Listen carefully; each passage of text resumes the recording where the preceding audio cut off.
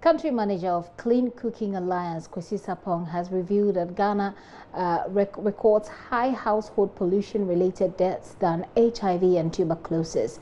According to him, this is due to the exposure to smoke from traditional cook stoves and open fires. He made this known in an interview at a media and stakeholder briefing at the Local Government and Rural Development Ministry today. Here is a report by Philip Ankra, read to you. Statistics from the Ghana Alliance for Clean Cookstoves and Fuel reveals over 6.6 million Ghanaian households do cook at least twice a day, with over 72% of these households depending on wood fuel and charcoal. The situation is not any different in most educational institutions where free school meal programs are being implemented. The country manager of Clean Cooking Alliance, Kwesi Sapong, said changing the technologies used in cooking can save many lives.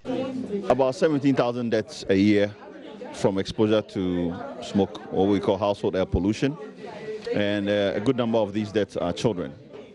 So as you can see, this is more serious than combining HIV and tuberculosis and so on. And so it's something that can be easily prevented by changing whatever technologies you're using and adopting clean technologies like LPG for those who are in urban areas, and those who are in rural areas who are using wood.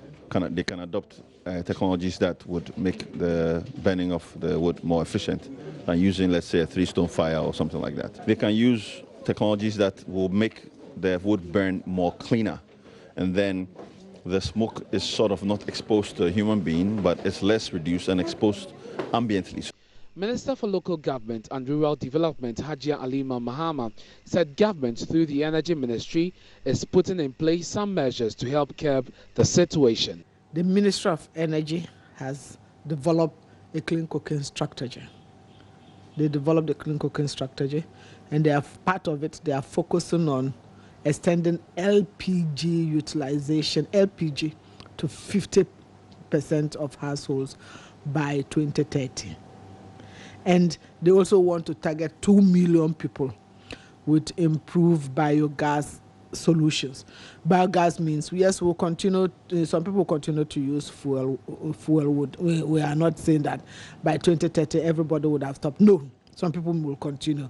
But can we make it more efficient? Can we get efficient biomass stoves so that they will use less fuel, or use other sources of fuels like pellets and briquettes and develop the stoves for that?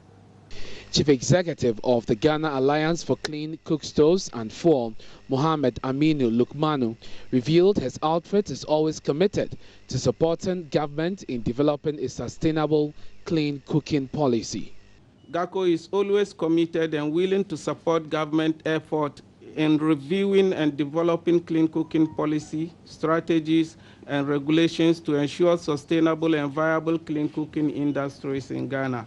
We are also happy to support government initiatives towards deploying clean cooking solutions across the country.